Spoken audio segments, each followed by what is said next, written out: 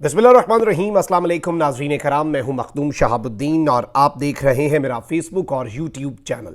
उम्मीद करता हूं आप सब लोग बखैर वाफ़ियत होंगे और जहां भी होंगे अपने अहले खाना समेत खुश भी होंगे और महफूज भी। नाज़रीन कराम, शहबाज शरीफ को बहुत बड़ा हुक्म जारी कर दिया गया है और कौमी असम्बली से एतमाद का वोट लेने का फैसला शहबाज शरीफ ने खुद कर लिया है। इसी तर्ज का एक एतमाद का वोट साबिक वजीर आज़म पाकिस्तान इमरान खान ने भी लिया था और उसके बाद जाहिर बात है कि आपको पता है कि एक तहरीक अदम एतमाद आई थी और उसमें इमरान खान साहब को वजारत उज़्मा की कुर्सी छोड़नी पड़ गई थी। उसके बाद भी जो कुछ हुआ वो भी तारीख़ी है। उसके बाद बड़े बड़े बुर्ज भी उल्टे, बड़े बड़े ताकतवर लोगों के भरम जो हैं वो भी टूटे, बहुत कुछ हुआ, हिस्टोरिक मोमेंट्स हमने देखे। लेकिन इस वक्त जो चीज़ें हैं ये बड़ी इंटरेस्टिंग हैं, क्योंकि एक जानिब तो सुप्रीम कोर्ट की जो तलवार लटक रही है और ये एतमाद का जो वोट लेने का फैसला है और ये जो हुक्म जारी किया गया है शहबाज शरीफ को सुप्रीम कोर्ट ऑफ पाकिस्तान से, मैं आपको बार बार ये बात कर रहा हूं कि चीफ जस्टिस का पाला इस मर्तबा एक ऐसे दुश्मन से पड़ा है जिसके लिए rules of the game matter नहीं करते। इस मर्तबा ये लोग आइन और कानून का अगर इस तरह से दिन दिहाड़े कत्लेआम कर रहे हैं तो ये चीफ जस्टिस और सुप्रीम जुडिशरी जो है उसके साथ गेम करने से भी बाज नहीं आएंगे। ये चीज़ भी बड़ी वाज़ेह है। अब इस सब के अंदर इन्होंने सुप्रीम कोर्ट के सामने पेश होकर गेम डाली। इन्होंने कहा कि देखें, हम तो मुज़ाकरात के हामी हैं। वही 3 रुकनी बेंच, जिस 3 रुकनी बेंच को ये तस्लीम भी नहीं किया करते थे, उसी 3 रुकनी बेंच के सामने इन्होंने अपने रहनुमा भी भेज दिए। सफ़े अव्वल की जो लीडरशिप है वो भी गई वहाँ पर, उन्होंने भी अपने अपने बयानात दिए। फिर सुप्रीम कोर्ट ने कहा कि नहीं जी, आज ही आप 4 बजे तक मुज़ाकरात करें। फिर इन्होंने कहा कि नहीं, इतने जल्दी मुज़ाकरात नहीं हो सकते। 26 तारीख को हमने इत्तेहादी जमातों का इजलास बुलाया है और 26 तारीख को ही शाम को पाकिस्तान तहरीक इंसाफ के साथ मुज़ाकरात के लिए राब्ता कर लिया गया। असद कैसर साहब से भी बहुत से राब्ते हुए, लेकिन कल खान साहब ने यह कन्फर्म किया कि असद कैसर साहब नहीं बल्कि शाह महमूद कुरैशी साहब मुज़ाकरात जो हैं उन्हें लीड करेंगे और उसमें फ्रंट फुट पर होंगे। ऑब्वियसली असद कैसर साहब के हवाले से बहुत सी चीज़ें इससे पहले भी आई, खान साहब के बड़े पुराने साथी हैं, लेकिन जिस तरह से कासिम सूरी ने जब रूलिंग दी तो उस वक्त असद कैसर साहब वो स्टैंड लेने के लिए तैयार नहीं थे। कासिम सूरी जो हैं उन्होंने हिम्मत दिखाई, तो असद कैसर कभी कभी डगमगा भी जाते हैं और ये उनके ऊपर एक बहुत बड़ा सवाल भी था कि वो डगमगाए या उन्हें डगमगाने पर मजबूर किया गया और खान साहब जो कुछ चाहते थे उस तरह से उन्होंने एंड टाइम पर चीज़ें नहीं की। ये भी एक वजह है। अब यहाँ पर मैं आपको 2-3 चीज़ें और बता दूँ। एक तो अब जो मामला है, मुज़ाकरात से पहले इन्होंने ये जो टाइम लिया ईद का, इस दौरान इन्होंने क्या कुछ किया। इन्होंने supreme court practice and procedure act जो है उसका गज़ट नोटिफिकेशन जारी करवाया। फिर chief justice of Pakistan justice Umar Ata Bandial की सास की मुबैना ऑडियो सामने आई। फिर उस ऑडियो के बाद पूरे मुनज़्ज़म अंदाज में प्रेस कॉन्फ्रेंसेस की एक लाइन लगाई गई। पाकिस्तान के स्टेट टेलीविज़न पर वज़ीर दाखिला बैठकर पूरी ट्रांसक्रिप्ट चलाता है कि उस ऑडियो के अंदर, जो कि चीफ जस्टिस की सास की एक मुबैना ऑडियो है जिसमें दूसरी जानिब वाइफ है पाकिस्तान तहरीक इंसाफ के एक लॉयर की, और उनके दरमियान कुछ गुफ्तगू हो रही है जिसे अपना रंग दिया जा रहा है। तो ये सब कुछ किया गया। अब जो मामला है इस सब के अंदर मज़ीद ऑडियोज़ भी तैयार हैं और मज़ीद ऑडियोज़ किसी भी लम्हे आ सकती हैं। लेकिन अब ये जो ऑडियोज़ आनी है, इससे पहले ही एक और ऐसा मूव शहबाज शरीफ ने खेला है और ये शहबाज शरीफ को हुक्मनामा उनके बड़े भाई नवाज शरीफ की तरफ से जारी किया गया है। अब ज़रा इस वक्त ये कन्फर्म कर रहे हैं कि वज़ीर आज़म शहबाज शरीफ ने कौमी असम्बली से एतमाद का वोट लेने का फैसला कर लिया है। एतमाद के वोट के हवाले से नवाज शरीफ से और दीगर पार्टी रहनुमाओं से मुशावरत कर ली गई है और नवाज शरीफ की तरफ से शहबाज शरीफ को यह हुक्म जारी कर दिया गया है, यह हुक्म सादर फरमा दिया गया है कि आपने खुद ही कौमी असम्बली से एतमाद का वोट लेना है। और इस सब के अंदर ये जो एतमाद का वोट लेने का फैसला हुआ है, इसके अंदर मैं आपको मज़ीद ये भी बता दूं कि वज़ीर आज़म ने इत्तेहादी जमातों के तमाम अरकान को इस्लामाबाद में मौजूदगी यकीनी बनाने की इन्होंने उन्हें हिदायत कर दी है वज़ीर आज़म की तरफ से। और वज़ीर आज़म शहबाज शरीफ जो हैं ये 27 अप्रैल को कौमी असम्बली से, नेशनल असम्बली ऑफ पाकिस्तान से एतमाद का वोट यानी वोट ऑफ कॉन्फिडेंस लेंगे। अब 27 तारीख को ही दोबारा अदालत लगनी है, दोबारा सुप्रीम कोर्ट लगनी है। उससे पहले Supreme court practice and procedure Act आ गया। आप इसे देखें, उसका गजट नोटिफिकेशन। मौलाना फजल रहमान ने कहा कि चीफ जस्टिस अज खुद लेकर अब तौहीन अदालत कर रहे हैं, उनके खिलाफ हम सुप्रीम कोर्ट में दरख्वास्त जमा करवाएंगे। सेकंड स्टेप ये है कि चीफ जस्टिस की सास की ऑडियो आ गई, उसके साथ अब अगला स्टेप ये होगा कि उस वक्त तक मजीद ऑडियोज आएंगी। मुज़ाकरात के अंदर ये गुड कॉप बैड कॉप खेल रहे हैं इनके लोग, सुप्रीम कोर्ट में जाके कहते हैं मुज़ाकरात होने चाहिए, हम मुज़ाकरात के लिए तैयार हैं। मौलाना फजल रहमान और मरीम नवाज़ जैसे सियासी इंतहा पसंद किरदार जो हैं वो इस सब के अंदर कहते नहीं, वो फितना है, उसके साथ मुज़ाकरात नहीं होने। अब उसी दिन 26 तारीख को इन्होंने मुज़ाकरात करने हैं, इत्तेहादी जमातों का इजलास भी है, उसमें भी अपना लाया अमल तय कर लेंगे।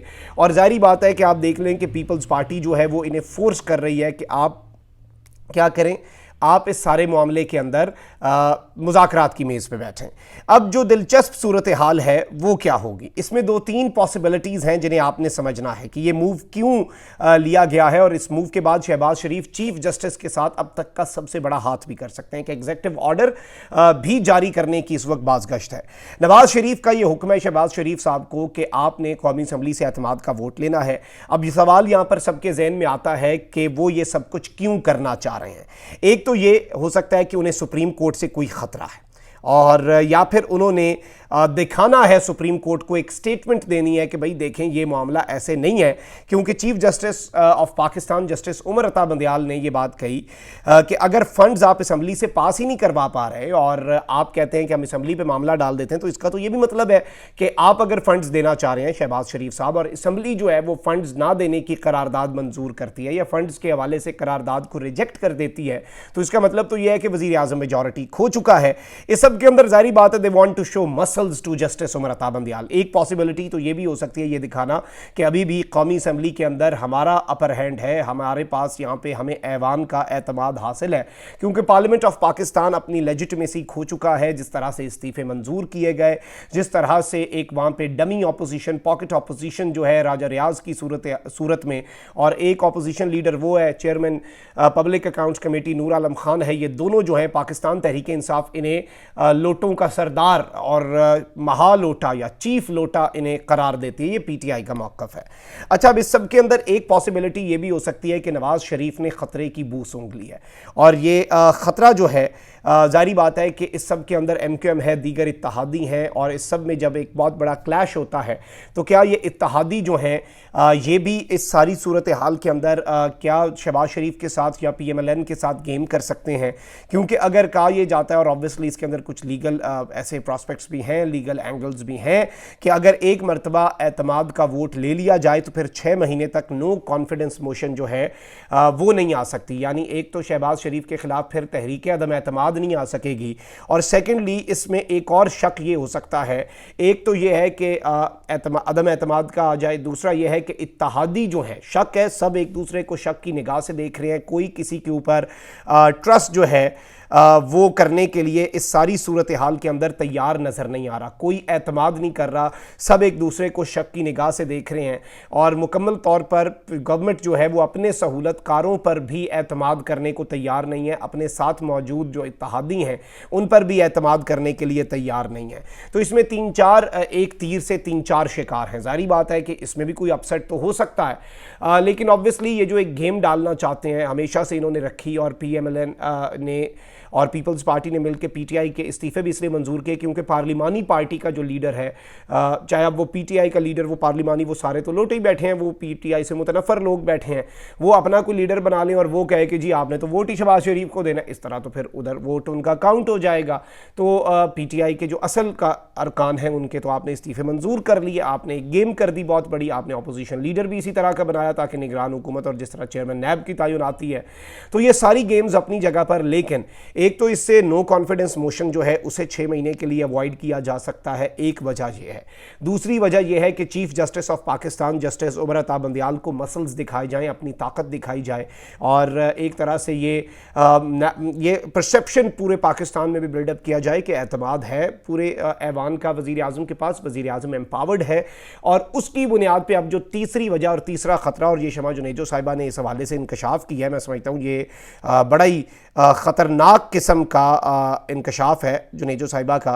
इन्होंने कहा है कि शहबाज शरीफ का 27 अप्रैल को दोबारा एतमाद का वोट लेने का फैसला, ये फैसला हथौड़ा ग्रुप जो है उसके खिलाफ किसी मुमकिन एग्जीक्यूटिव ऑर्डर की पेशकदमी दिखाई देता है।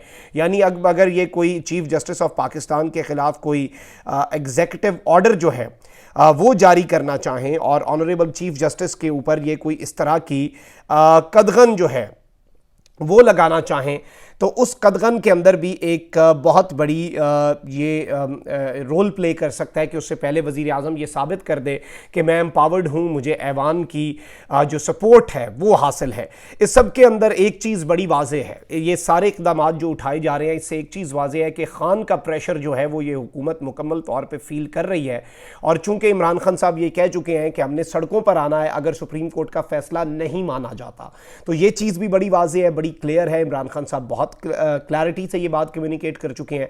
चीफ जस्टिस को भी ये पैगाम कम्युनिकेट कर दिया गया है कि भाई आप इतनी दूर तक आएँ, आइन और कानून के साथ डट जाएं, पूरी कौम आपके पीछे खड़ी है।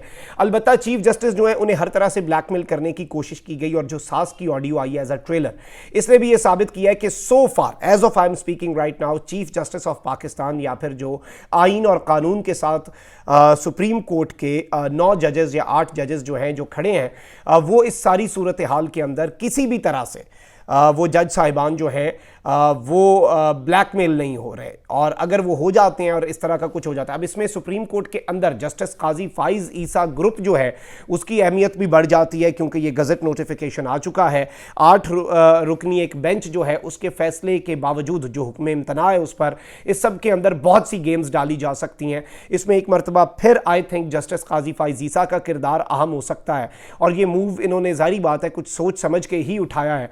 और नवाज शरीफ ने जो शहबाज शरीफ को कहा है कि आपने एतमाद का वोट लेना है, ये एक बड़े तूफान का पेश खेमा हो सकता है। सेकेंडली ये एक टेस्ट भी हो सकता है कि इस सब के अंदर ये भी पता चल जाए कि अभी तक हमारे पास मेजॉरिटी है या नहीं है। और इसमें ऑब्वियसली शहबाज शरीफ जो हैं वो अगर मेजॉरिटी दिखा देते हैं, फिर वो कोई स्टेप लेते हैं, तो वो ये उनका मौक़िफ़ होगा कि भाई मेरे पास ये मॉरल पोजीशन थी कि मैं इस तरह से सुप्रीम कोर्ट के जजेस के ऊपर हमलावर हो जाता या उनके खिलाफ कोई एग्जीक्यूटिव ऑर्डर, जिसकी ये बड़े अरसे से बातें कर रहे हैं। अलबत्ता चीफ जस्टिस को सुप्रीम जुडिशल काउंसिल के अलावा कोई नहीं हटा सकता, लेकिन अब ये पार्लियामेंट से करारदाद ले आएँ, बेशक ये एग्जीक्यूटिव ऑर्डर ले आएँ, जो मर्जी कर लें, क्योंकि ये भी नहीं होता कि सुप्रीम कोर्ट के फैसले के खिलाफ करारदाद आ जाए, लेकिन करारदादें आई। इस मुल्क के अंदर बहुत कुछ नया हो रहा है, अपनी मर्जी से आइन और कानून की तशरीहें और अपनी मर्जी से आइन और कानून लिखा जा रहा है। वो सब कुछ जो आइन में तरमीम करके करना था वो सिंपल एक एक्ट के जरिए, बिल के जरिए वो ला रहे हैं, जैसे ये supreme court practice and procedure, तो ये कुछ भी कर सकते हैं। तो शहबाज शरीफ का ये जो एतमाद का वोट लेने का फैसला है, ये 27 तारीख की जो समात शुरू होनी है उससे पहले पहले इन्होंने ये कार्रवाई डाल के कोई बड़ा सरप्राइज़ देने का मंसूबा बनाया हुआ है, क्योंकि इनसे कुछ अच्छे की उम्मीद तो वैसे रखी नहीं जा सकती। अभी तक की ये चीज़ें हैं जो आपके सामने रखना बहुत ज़रूरी थी। अपना बहुत ख्याल रखें। अल्लाह निगहबान। पाकिस्तान जिंदाबाद।